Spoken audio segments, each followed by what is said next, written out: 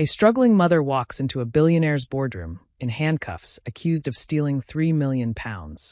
24 hours ago, he loved her. Now he wants her destroyed. But she's got 4 hours and one USB drive to prove her innocence. How did she get here? It started with a 0 tip and a note that said, "Prove you'll do whatever it takes." What happened next will restore your faith in justice, love, and the power of never giving up. This is Emma's story. And I promise you, you've never heard anything like it. Welcome to Voice of Granny. While you are here, please hit the subscribe button and comment your view on the story and where you're watching from. Let me tell you a story about a woman named Emma. Emma wasn't anyone special, at least that's what she thought. She was just a waitress in London, working at a fancy restaurant called the Golden Spoon. Every night, she would put on her black uniform, tie her hair back tight, and smile at people who never really saw her. Emma had a daughter. Her name was Lily, and she was only 6 years old. Lily was born with a lung condition that made it hard for her to breathe. Some days were good, but some days, Emma would hold her daughter and count each breath like it was a precious gift. The medicine Lily needed wasn't cheap. The doctor said there was a new treatment, something that could help Lily live a normal life, maybe even run and play like other children. But it cost money. A lot of money. Money Emma didn't have. So every night Emma worked. She worked until her feet felt like they were on fire. She worked until her smile felt painted on her face. She worked because that's what mothers do. They keep going even when everything hurts. This particular Tuesday night started like any other. The restaurant was packed with wealthy people eating expensive food. Emma moved between the tables, pouring wine, bringing bread, clearing plates. She was invisible to most of them. Just part of the furniture. Just the help. Then he walked in. His name was Alexander Hunt, though Emma didn't know that yet. Everyone in London knew who Alexander Hunt was. He owned the biggest fashion empire in Europe. His clothes were in every shop window, worn by every celebrity. People said he was brilliant. They also said he was cold, that he had ice water in his veins instead of blood. The manager, Mr. Peterson, rushed over to Emma. "Table 12, he hissed. "That's Alexander Hunt. Don't mess this up." Emma looked at the corner table where the man sat. He was handsome in a sharp, dangerous way. Everything about him screamed money and power. Emma's heart sank. Rich men like him were usually the worst to serve. They treated you like you were nothing. She walked over, her notepad ready. "Good evening, sir. Welcome to the Golden Spoon. Can I start you with something to drink?" He didn't look up from his phone. "Water. Room temperature. With lemon. But I want the lemon peeled. No rind. I can taste the bitterness." Emma blinked. She had served hundreds of customers, but this was a first. "Of course, sir. I'll be right back."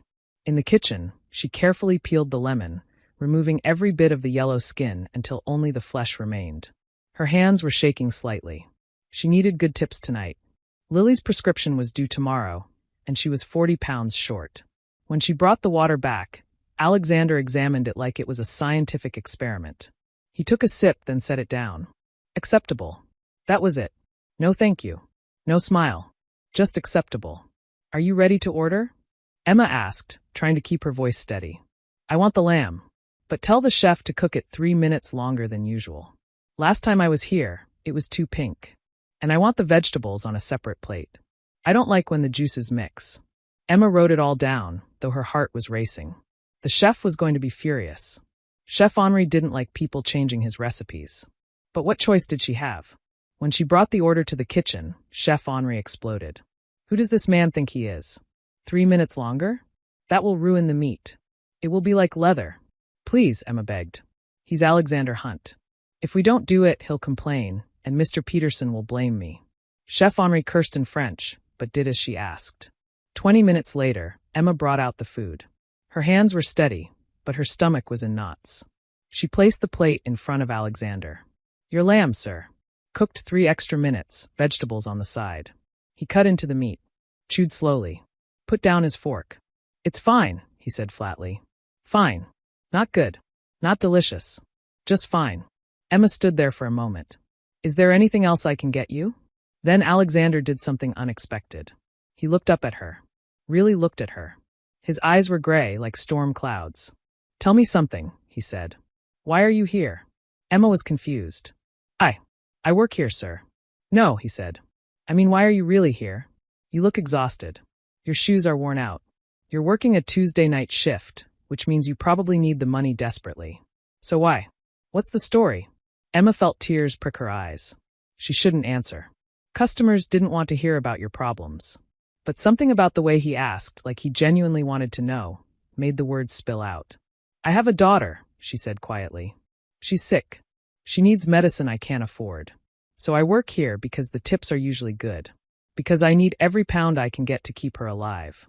The moment the words left her mouth, Emma regretted them. She sounded pathetic, like she was begging. Alexander stared at her for a long moment. Then he said something that felt like a slap. So you're relying on the kindness of strangers? That's a terrible strategy. In business, in life, relying on luck and pity means you've already lost. Emma felt her face burn with shame and anger. I'm not relying on luck, sir. I'm working. 2 jobs. I barely sleep. I do everything I can. Yet here you are, he said coldly, still struggling. Maybe you're working hard at the wrong things. Emma wanted to throw the water in his face. Instead, she said, will there be anything else? No, Alexander said. Bring me the bill. When Emma returned with the bill, Alexander was gone. He had left cash on the table. She picked up the receipt folder with trembling hands. The bill was £180. She looked at the tip line. 0. He had drawn a thick black line through it and written a giant 0. Emma stood there, staring at that 0, and felt something break inside her. After everything, after the lemon rind, after the special cooking, after bearing her soul about her sick daughter, he left nothing. The other waitresses were watching. She could feel their pity, their judgment. £0 meant no medicine tomorrow. £0 meant watching Lily struggle to breathe another night. Emma angrily grabbed his plate to clear the table. That's when something fell out from underneath. A small white card. She picked it up with shaking hands. It wasn't money. It was a note, written in elegant handwriting. Emma, you say you'll do whatever it takes. Prove it. Come to the Westbrook Textile Factory, Warehouse 5, midnight tonight. Come alone. H. Emma read it 3 times. This was insane. Meeting a strange billionaire at a warehouse at midnight? It sounded like the beginning of a horror movie. But then she thought of Lily, asleep at the babysitter's, her little chest rising and falling with difficulty. She thought of that 0 on the receipt. She thought of what Alexander had said. Maybe you're working hard at the wrong things. Emma folded the note and put it in her pocket. She had a choice to make. The factory district at midnight was not a place for a woman alone. Emma knew this as she stepped off the bus, pulling her thin coat tighter against the cold wind. The streetlights here were broken or flickering. Shadows moved in ways that made her heart race. She had left work at 11, not even stopping to change out of her uniform. The other waitresses had asked where she was going in such a hurry, but Emma hadn't answered. How could she explain? She barely understood it herself. Warehouse 5 was at the end of a row of identical gray buildings. A single light burned above a metal door. Parked next to it was a sleek black car, the kind that cost more than Emma would make in 5 years. She checked her phone. 11:58, 2 minutes early. Emma thought about Lily. She had called the babysitter before leaving. How is she? Emma had asked. Sleeping, Mrs. Davies had said. But her breathing sounds rough tonight, love. You might want to call the doctor tomorrow. Tomorrow. Tomorrow Emma would have no medicine and no money to buy more. That's why she was here, standing in front of a warehouse in the middle of the night, about to walk into a situation that could be dangerous, could be stupid, could be the biggest mistake of her life. Or it could be the answer to everything. Emma took a deep breath and pushed open the door. Inside, the warehouse was massive and empty. Her footsteps echoed on the concrete floor. In the center, under a hanging industrial light, was a simple table with 2 chairs. Alexander Hunt sat in one of them, reading papers. He had taken off his suit jacket. His sleeves were rolled up, and for the first time, he looked almost human. You're early, he said without looking up. That's good. It shows you're serious. Emma walked toward him, her legs feeling like jelly. Why am I here, Mr. Hunt? Now he looked up. In this harsh light, she could see he was younger than she thought, maybe 35. There were tired lines around his eyes. Sit, he said, gesturing to the other chair. Emma sat. Alexander put down his papers and leaned forward. I tested you tonight at the restaurant. The ridiculous requests, the rude behavior, the personal questions. Most people would have cursed me out or cried or given up. You did none of those things. You executed every task perfectly, even though you were angry. Even though I was cruel. That doesn't explain why I'm here, Emma said, finding her voice. Alexander reached into a briefcase and pulled out a thick folder. He dropped it on the table between them. This is the production report for my fashion company for the last 6 months. We're losing money. A lot of it. My accountants say it's normal market fluctuation. My managers say it's increased competition. I think they're all either incompetent or lying to me. He opened the folder. Pages of numbers, charts, and data filled Emma's vision. You noticed a lemon rind in a dark restaurant. You noticed I was left-handed and adjusted where you placed my glass. You see details other people miss. My expensive university-educated executives are too busy looking at the big picture to see what's broken in front of them.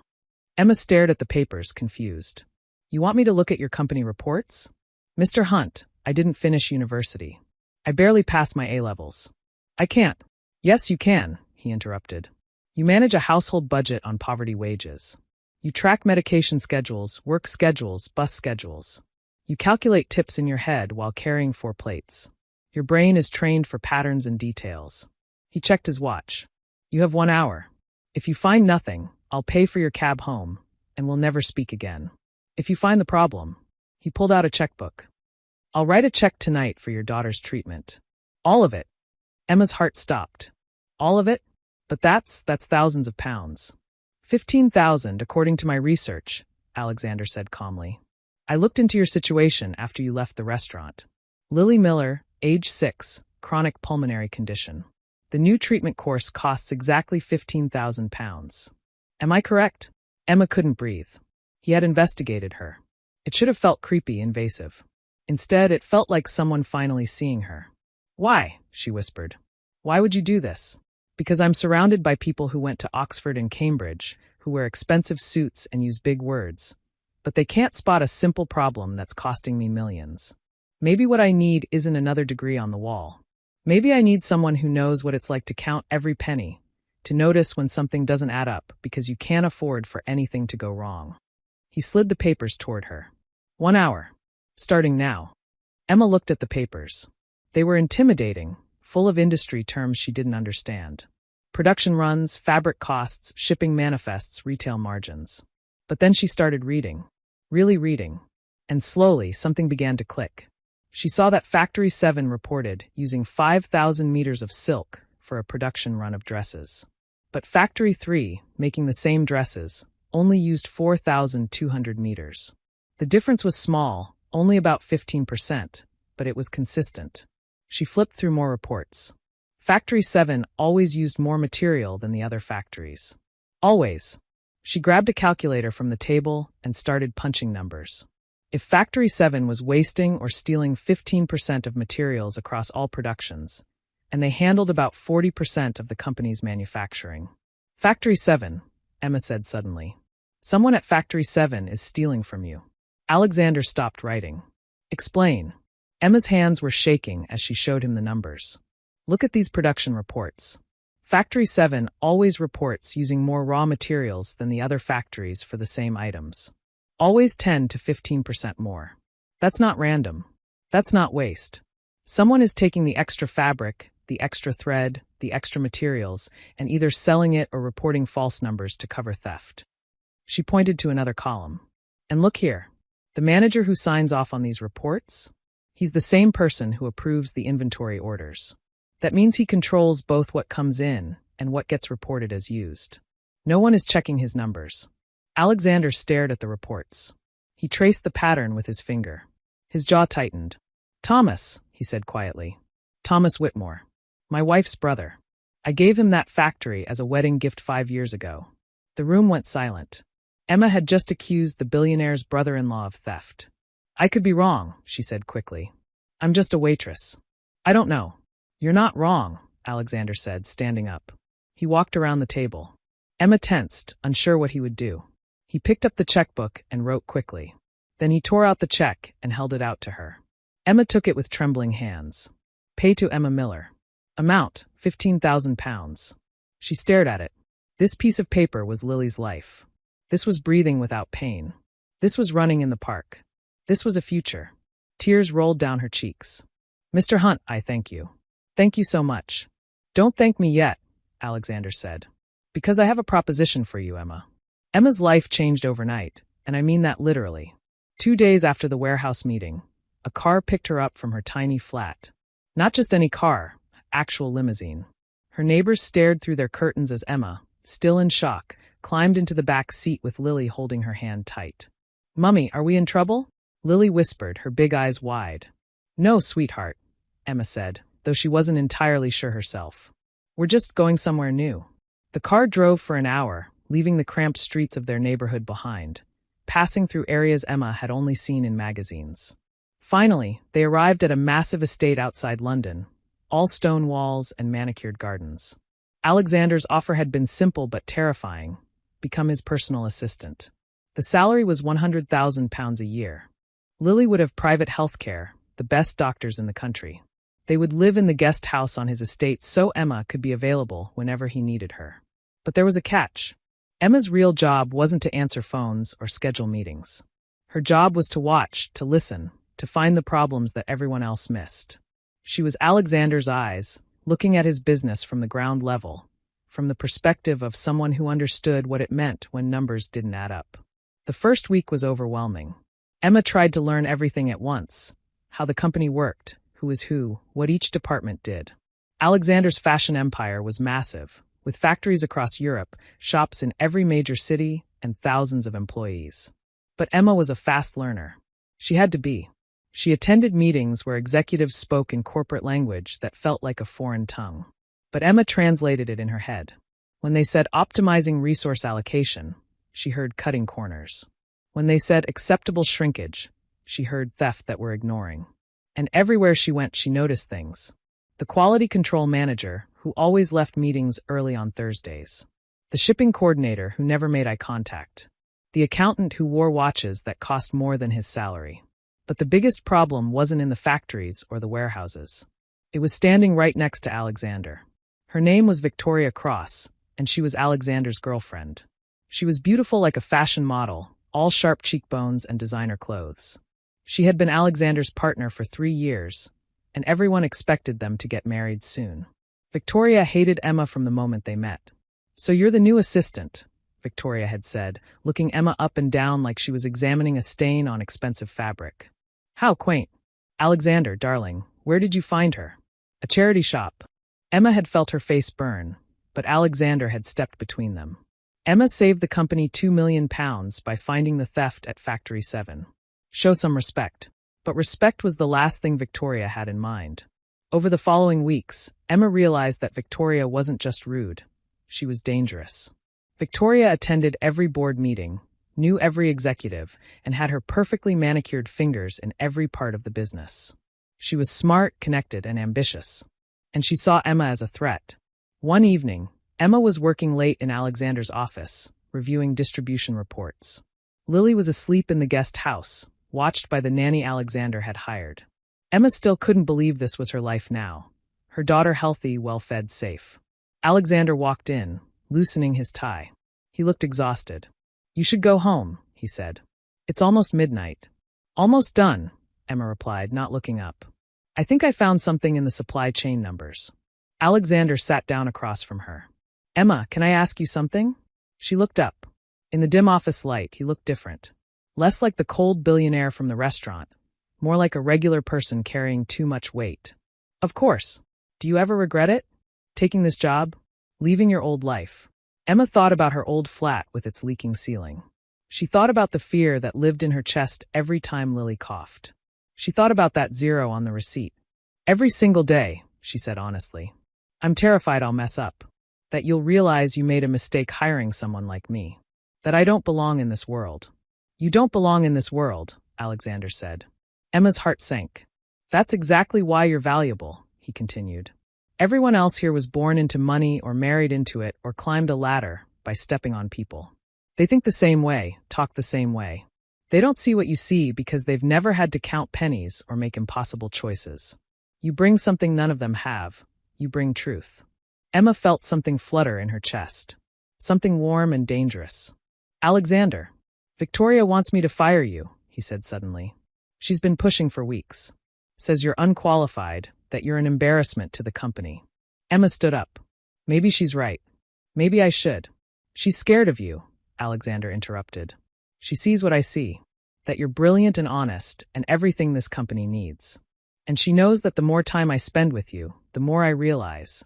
He stopped himself. The air in the room felt electric. Realize what? Emma whispered. Before Alexander could answer, his phone buzzed. He looked at it, and his expression changed from soft to stone. It's the board chairman. Emergency meeting tomorrow morning. Victoria called it. Emma's stomach dropped. Why? Alexander's jaw tightened. She's making her move. The next morning, Emma was not invited to the meeting. She paced in the hallway outside the boardroom, her heart pounding. Through the glass walls, she could see Victoria standing at the head of the table, presenting something on a screen. Alexander sat at the other end, his face unreadable. Then Emma saw it. On the screen was a photo of Emma meeting someone in a coffee shop. Emma's blood ran cold. She knew that photo. She knew that meeting. Victoria was framing her. The same way Alexander had been betrayed before, it was happening again. And this time, Emma was the one who would be destroyed. They say betrayal feels like drowning. Emma finally understood what that meant as she watched through the glass walls of the boardroom, seeing her world collapse in real time. Victoria was speaking with the confidence of someone who had already won. The board members leaned forward, their faces serious. On the screen behind her were more photos. Emma meeting with a man outside a cafe, Emma on her laptop late at night, bank statements with highlighted transactions. Emma didn't need to hear the words to know what Victoria was saying. She was telling them that Emma was a spy, selling company secrets to competitors. The boardroom door opened. Alexander's assistant, a kind older woman named Patricia, stepped out. Her face was sympathetic. Emma, dear, they want you inside. Emma's legs felt like water, but she walked into that room with her head high. She had been poor, she had been desperate, she had been called worthless, but she had never been dishonest. She wouldn't start apologizing for crimes she didn't commit. All eyes turned to her. Emma, said Richard Pemberton, the board chairman, a gray-haired man with cold eyes. Thank you for joining us. We have some serious allegations to discuss. I know what she's saying, Emma said, looking directly at Victoria. And it's a lie. Victoria smiled. It was a cruel, calculated smile. Emma, please. Don't make this harder on yourself. We have evidence. She clicked to the next slide. It showed a bank transfer. £25,000 deposited into Emma's account 3 days ago. This money, Victoria said softly, like a teacher disappointed in a student, came from a shell company linked to our main competitor, Rousseau Fashion. The same week this payment appeared, confidential designs from our spring collection showed up in their preview line. The board members murmured. Emma felt the room spin. I never received that money, Emma said. Check my account. Check my actual account, not whatever fake documents she's showing you. We did check, Victoria said, turning her laptop around. There on the screen was Emma's bank account. And there, clear as day, was the £25,000 deposit. Emma's mouth went dry. That's not possible. I don't know how that got there, but I didn't. And this man, Victoria clicked to a photo of Emma meeting someone at a cafe. This is Daniel Rousseau, the head designer at our competitor. You met with him twice last month. That's my cousin, Emma shouted. Daniel Miller. He's my cousin from Manchester. He came to London to visit Lily. You can ask him. You can. How convenient, Victoria interrupted smoothly. Your cousin just happens to have the same first name as their lead designer. Emma, I understand you were desperate when Alexander found you. I understand you saw an opportunity. But corporate espionage is a crime. Emma turned to Alexander. He was sitting very still, his face like carved marble. His eyes, those gray eyes that had looked at her with warmth just last night, were empty. Alexander, Emma pleaded. You know me. You know I would never. What I know, Alexander said, and his voice was so cold it physically hurt, is that I trusted you. I brought you into my home. I gave you access to everything. And this is how you repay me. I didn't do this. Emma's voice broke. Victoria is setting me up. Can't you see? She wants me gone because you're a thief, Victoria finished. She walked over to Alexander and placed a hand on his shoulder. A possessive gesture. Acclaiming. Alexander, I know this is painful. You wanted to help her, to save her and her daughter. But some people can't be saved. Some people will always take advantage of kindness. Emma saw it then. The trap had been perfect. Victoria had planted evidence, faked documents, probably even hacked Emma's bank account. And worst of all, she had timed it perfectly. Right after Alexander was starting to have feelings for Emma, right when Victoria felt most threatened. "Security," Alexander said quietly. "Escort Ms. Miller off the premises. She has 1 hour to pack her belongings. If she returns, call the police." "No," Emma whispered. "Please. What about Lily? She's still in treatment." The doctors said. "You should have thought about your daughter before you betrayed me," Alexander said, standing up. He wouldn't look at her. "The company health insurance is terminated immediately." 2 security guards appeared at Emma's elbows. "Wait!" Emma struggled against them. "Alexander, please. Just look at me. Look at me and tell me you really believe I did this." For a moment, just a moment, Alexander's mask cracked. He looked at her, and Emma saw pain there. Terrible, devastating pain. "I believed you were different," he said softly. "I thought you were the one honest person in a world of lies. But you were the best liar of all. Because you made me care." They dragged Emma from the room. She could hear Victoria's voice behind her, already moving on. "Now, regarding the restructuring plan I mentioned." An hour later, Emma stood outside the estate gates with 2 suitcases and her sleeping daughter in her arms. The security guards had been kind enough to let her wait until Lily woke from her nap before throwing them out. It was starting to rain. Emma had no money. Her salary had been direct deposit, and Victoria had probably already frozen the account. She had no home to go back to.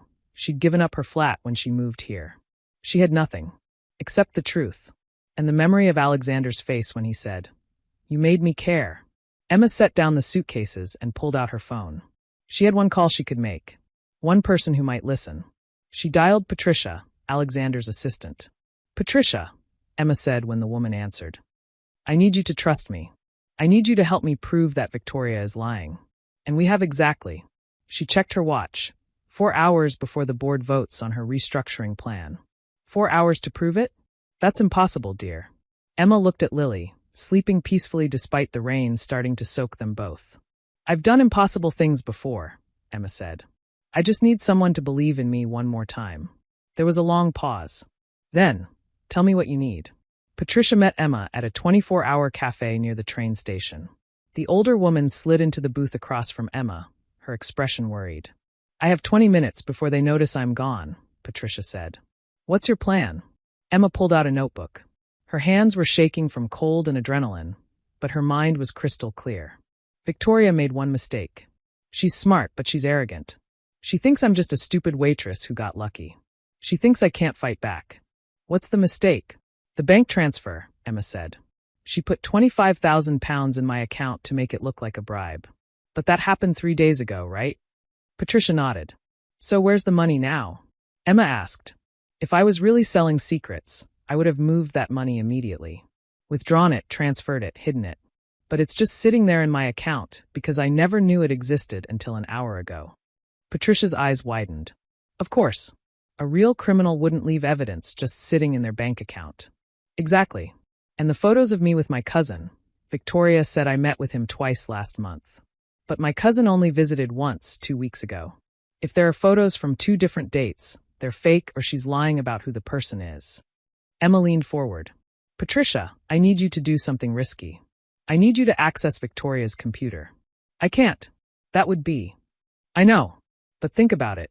How did Victoria get access to my bank account? How did she transfer money into it? She had to hack into it, or she had help from someone in finance. Either way, there will be a trail on her computer. Search history, files, something." Patricia bit her lip. "If I get caught, you'll be fired," Emma finished. "I know. I'm not asking you to do this for me. I'm asking you to do it because you know Alexander. You've worked for him for 15 years. Do you really think I betrayed him? Do you really think he should marry a woman who would frame an innocent person?" Patricia looked at Emma for a long moment. Then she stood up. "The board meeting starts in 3 hours. I'll see what I can find." While Patricia went back to the office, Emma did something equally risky. She took Lily to the only place she knew would take them without questions, her old restaurant. Mr. Peterson, the manager, looked shocked when Emma walked through the door. "Emma, I heard you were working for Alexander Hunt now. What are you doing here?" "I need a favor," Emma said. "Can you check your CCTV footage from 2 weeks ago? Thursday afternoon." "Why?" Because my life depends on it. Something in Emma's voice must have convinced him. 20 minutes later, Emma was watching grainy security footage from the cafe across the street from the restaurant. And there, clear as day, was Emma meeting with her cousin. Just once. Not twice. Emma asked Mr. Peterson to copy the footage to a USB drive. Her phone buzzed. Patricia, found something. You need to see this. Meet me at the back entrance. Emma's heart raced as she took Lily and rushed back to the Hunt estate. Patricia was waiting by the service entrance, her face pale. Emma, this is bigger than we thought. Look. She showed Emma a tablet with documents open. Victoria didn't just frame you. She's been embezzling from the company for over a year. Small amounts from dozens of accounts, all being funneled into offshore companies. The total is over £3 million. Emma stared at the documents. Why would she do this? She's already rich. Because it's not Alexander's money, Patricia said. It's her money. She's been planning to take over the company. The restructuring plan she's presenting today? It would make her CEO and push Alexander out. She's been systematically sabotaging departments, making them look inefficient, so the board would support replacing him. We need to get this to Alexander. Now. The meeting already started. Security won't let you in. Emma looked at the building. Then we'll have to make them let us in. 5 minutes later, Emma walked through the front doors of Hunt Fashion headquarters. The receptionist jumped up. Ms. Miller, you're not allowed. Call security, Emma said calmly. Tell them the woman accused of corporate espionage is here to confess. Tell them to bring her directly to the boardroom. Tell them Mr. Hunt will want to see this. The security guards arrived, ready to drag Emma out. But she spoke loudly enough for everyone in the lobby to hear. I have evidence that Victoria Cross has embezzled over £3 million from this company. You can either escort me to that meeting right now, or you can explain to Mr. Hunt why you stopped him from learning the truth. The guards looked at each other, uncertain. Emma's phone rang. It was Patricia who had gone ahead. It worked. Alexander said to bring you up. But Emma, Victoria is claiming you're here to cause a scene. You need hard evidence. I have it, Emma said. They brought her to the boardroom in handcuffs, Victoria's insistence. Emma walked in to find all eyes on her. Alexander sat at the head of the table, his face unreadable. Victoria stood beside him, smiling. Really, Emma? Victoria said sweetly. This is pathetic. Security, remove her. Wait, Alexander said. His voice was quiet, but commanded absolute attention. Let her speak. Emma's hands shook as she held up the USB drive Patricia had given her. This contains financial records showing that Victoria has been stealing from the company for over a year. The same skills she used to hack my bank account and plant fake evidence? She used them to embezzle millions. That's ridiculous, Victoria laughed. This is clearly a desperate woman. The transfers were made from your computer, Emma interrupted. Your personal laptop. The one you use at home. Patricia found the access logs. Victoria's smile faltered. And those photos of me supposedly meeting with your competitor twice? I only met with my cousin once. I have security footage from the restaurant across the street proving it. You faked the second meeting. Emma turned to Alexander. And the money in my account? It's still there. All £25,000. Because I never touched it. I never even knew it existed. A real thief would have moved it immediately. The room was silent. Richard Pemberton, the board chairman, stood up. Mr. Hunt, I think we need to examine this evidence before proceeding with the vote. I think we do, Alexander said quietly. His eyes never left Victoria's face. Victoria, would you like to explain? For a moment, Victoria's mask stayed perfect. Then slowly it cracked. You stupid little fool, Victoria hissed, her beautiful face twisting into something ugly. You think you've won? You think anyone here cares about the word of a waitress over mine? Show them the evidence, Alexander said. His voice was cold, controlled, but Emma could hear the fury underneath. Patricia connected the laptop to the boardroom screen. Financial records appeared, line after line of transfers, dates, amounts. The board members leaned forward, their expressions shifting from skepticism to shock. These transfers, Patricia explained, her voice steady despite her nervousness, were all made from Victoria's personal laptop. The IP address matches her home internet. The timing matches when she was alone in her office. And they all go to the same network of shell companies. This could be fabricated, Victoria said, but her voice had lost its confidence. Emma could have created these files. She had access to everything. Then explain this, Emma said. She pulled out her phone and played a video. It was security footage from the building's parking garage, time-stamped 3 nights ago at 2 a.m. It showed Victoria entering the building alone, going to the finance department, and leaving 20 minutes later with a briefcase. The same night, Emma continued, that the largest transfer was made. £500,000 moved from the company reserve account to one of your shell companies.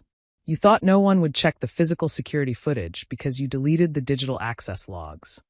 Victoria's face had gone pale. She looked around the room, searching for an ally, but found none. Even the board members she had courted were looking at her with disgust. Alexander, Victoria tried one last time, her voice softening, reaching for his arm. Darling, you know me. We've been together for 3 years. You can't possibly believe. Alexander pulled his arm away like she had burned him. I believed Emma was a thief because I've been betrayed before. I've been lied to, stolen from, used. So when you showed me evidence, I believed it because believing it was easier than admitting I was falling in love with someone I'd known for only a few weeks. The room went absolutely silent. Alexander stood up, his eyes locked on Emma's. But Emma did something you never did, Victoria. When I accused her, when I threw her out, when I took everything away, she didn't run. She didn't hide. She came back and fought for the truth. Because that's who she is. Someone who doesn't give up, even when everything is stacked against her. He turned to Victoria. Security, escort Ms. Cross out of the building. The police are waiting downstairs. I called them the moment Patricia showed me the first document. Victoria's composure finally shattered completely. You'll regret this, Alexander. All of you. I made this company what it is. Without me, you're nothing. Without you, Alexander said quietly, we're honest. The security guards took Victoria by the arms. As they led her to the door, she looked back at Emma with pure hatred. You destroyed my life. No, Emma said, her voice steady. You destroyed your own life the moment you chose greed over integrity. The door closed behind Victoria, and the room seemed to exhale collectively. Richard Pemberton cleared his throat. Well, that was unexpected. Mr. Hunt, on behalf of the board, I apologize for doubting you and for nearly making a catastrophic decision. And Ms. Miller, we owe you a significant debt of gratitude. You owe her more than gratitude, Alexander said. You owe her the respect she deserves. Emma isn't just my assistant. Effective immediately, she's the Chief Operations Officer of Hunt Fashion. She'll be reporting directly to me and will have full authority to investigate any department, any account, any person in this company. The board members murmured in surprise, but no one objected. Emma felt dizzy. Alexander, I'm not qualified. You just exposed a £3 million embezzlement scheme that our auditors, our accountants, and our board missed for over a year. You did it in 4 hours while homeless with a sick child. I'd say you're overqualified. Richard stood up. All in favor of Ms. Miller's appointment? Every hand went up. Then it's settled, Richard said. Welcome to the executive team, Ms. Miller. And Alexander, I think the board owes you an apology as well. We should have trusted your judgment. We won't make that mistake again. After the board members filed out, Emma and Alexander were alone in the conference room. The late afternoon sun streamed through the windows, making everything golden. Emma didn't know what to say. Everything had changed so fast. You came back, Alexander said softly, walking toward her. After I said those horrible things to you. After I threw you out. You came back. I had to, Emma said. Not just for me or for Lily, but because you deserved to know the truth. You deserved better than being betrayed by someone you trusted. I'm sorry, Alexander said, and his voice cracked. Emma, I'm so sorry. I should have believed you. I should have listened. I let my past, my fear of being used, blind me to who you really are. Emma felt tears on her cheeks. You were hurt. You were protecting yourself. I understand. No, Alexander said, taking her hands. Understanding doesn't make it right. I hurt you. I threw you and your daughter out into the rain because I was too much of a coward to believe that someone could be genuinely good, genuinely honest. He pulled something from his pocket. The receipt from the restaurant. The one with the 0 tip. I kept this, he said. Do you know why I left 0 that night? Emma shook her head, unable to speak. Because I realized that tipping you would have been an insult. Tips are what you give to servants, to people providing a service. But you weren't serving me that night, Emma. You were showing me something I'd forgotten existed. Dignity. Strength. Grace under pressure. I didn't want to tip you. I wanted to know you. He stepped closer. I don't want an employee, Emma. I don't want someone who works for me. I want a partner. Someone who challenges me, who sees what I miss, who isn't afraid to burst into a boardroom and fight for what's right. Alexander, I'm in love with you, he said simply. I think I have been since the moment you told me off in that restaurant for implying you were relying on luck. You were right. You've never relied on luck. You've relied on yourself, on your strength, on your ability to keep going when anyone else would have quit. Emma laughed through her tears. You're in love with me? Alexander, I'm a waitress who got lucky. Stop, he said, placing a finger gently on her lips. You're not a waitress who got lucky. You're a brilliant woman who was never given a chance to show the world what she could do. Until now. He cupped her face in his hands. Emma Miller, will you give me a chance? A real chance? Not as my employee, not as someone I hired. As someone I want to build a life with. Emma thought about the zero on that receipt. She thought about the midnight meeting in the warehouse. She thought about every moment of doubt, every second of fear, every time she almost gave up. And she thought about standing here now, in a boardroom at the top of a skyscraper, being offered not just a job but a partnership, not just money but respect, not just survival but love. Yes, she whispered. Yes, I'll give you a chance. Alexander kissed her then. It wasn't a fairy tale kiss. It was real and imperfect and absolutely perfect. It was the kiss of two people who had been through fire and came out stronger. When they finally broke apart, Alexander smiled. So, about that tip I never left you. I think I owe you approximately 20% of 180 pounds. Emma laughed. You're terrible at math. That's 36 pounds. I was thinking more like 50% of everything I own. Emma's breath caught. Alexander. Too soon, he asked, but his eyes were warm, teasing. Way too soon, Emma said. But ask me again in a year. I will, he promised. I absolutely will. 1 year later. Let me tell you the end of this story, because endings matter just as much as beginnings. A year after that terrible, wonderful day, Emma stood in the boardroom again. But this time she belonged there. She wore a suit she'd chosen herself. Not too expensive, not too cheap, just right. Her hair was pulled back in a practical bun. And around her neck was a simple necklace Alexander had given her. A single diamond, small but perfect. The company had thrived under their partnership. Emma's eye for detail and Alexander's vision for the future had transformed Hunt Fashion. They'd cleaned out the corrupt managers, restructured the factories to be more ethical, and actually increased profits because when you treat people fairly, they work harder. Lily was healthy. More than healthy, she was thriving. She went to a good school now, had friends, played football on weekends. She no longer wheezed when she ran. She was just a normal, happy 8-year-old girl. And Emma? Emma had discovered something about herself. She wasn't just good at spotting problems. She was good at fixing them. She was good at leading people. She was good at building something meaningful. The waitress who had served soup to ungrateful customers was now the COO of a billion-pound company. But she hadn't forgotten where she came from. Every year, on the anniversary of that zero-tip receipt, Emma and Alexander did something special. They went to restaurants, fancy ones, and they left enormous tips for the waiters and waitresses. But more than that, they left notes. Notes that said, your value isn't determined by how people treat you. It's determined by how you treat yourself. Keep going. Keep noticing the details. Keep being excellent. Someone sees you. Because Emma remembered what it felt like to be invisible. And she never wanted anyone else to feel that way. As for Alexander, he learned that the best investments aren't in companies or properties or stocks. The best investments are in people. In giving someone a chance. In believing in potential even when it comes in unexpected packages. Victoria went to prison for embezzlement. Thomas Whitmore, the brother-in-law who had been stealing from the factories, was prosecuted as well. Justice, it turns out, doesn't care how much money you have or who your family is. And that zero on the receipt? Alexander had it framed and hung in his office. A reminder that sometimes what looks like rejection is actually an invitation. An invitation to prove yourself, to fight for what matters, to become more than anyone expected. Emma walked up to Alexander in the boardroom after the meeting ended. He was looking out at the London skyline, the city sparkling in the evening light. Penny for your thoughts? Emma asked. Alexander turned and smiled. That smile that had once been so cold was now warm, genuine. I was thinking about the first night we met.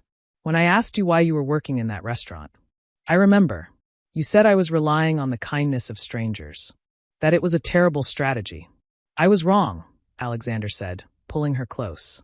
The kindness of strangers can change your life. It changed mine. I wasn't a stranger by the end of that night, Emma pointed out. No, Alexander agreed. By the end of that night, you were the woman who would save my life in more ways than one. He reached into his pocket and pulled out a small box. Emma's heart stopped. Alexander, you told me to ask you. You told me to ask you again in a year, he said, getting down on one knee right there in the empty boardroom. It's been exactly 1 year, Emma Miller. So I'm asking, will you marry me? Will you be my partner in everything? Will you keep noticing the details I miss and challenging me when I'm wrong and making me better than I ever thought I could be? Emma looked at this man who had tested her, fired her, doubted her, and ultimately believed in her more than anyone ever had. This man who had given her not just money or security, but respect and trust and love. Yes, she said, her voice strong and sure. Yes, I will. As Alexander slipped the ring on her finger, Emma thought about that scared waitress standing in the rain with nothing but 2 suitcases and a sick child. She thought about the 0 on the receipt. She thought about all the moments she almost gave up. And she realized that sometimes the worst moments of your life are actually doors opening. You just have to be brave enough to walk through them. Because your value isn't determined by what someone writes on a receipt or what job title you have or how much money is in your bank account. Your value is determined by your integrity, your courage, your ability to keep going when everything falls apart. Emma had always had value. It just took a 0 tip and a billionaire with trust issues for her to finally see it. And that, my friends, is the real lesson of this story. You are valuable exactly as you are. You just need someone, or sometimes you need yourself, to recognize it. If this story touched your heart, remember, every person you meet is fighting a battle you know nothing about. Be kind. Leave good tips. Notice the people who feel invisible. You never know when a small act of recognition could change someone's entire life.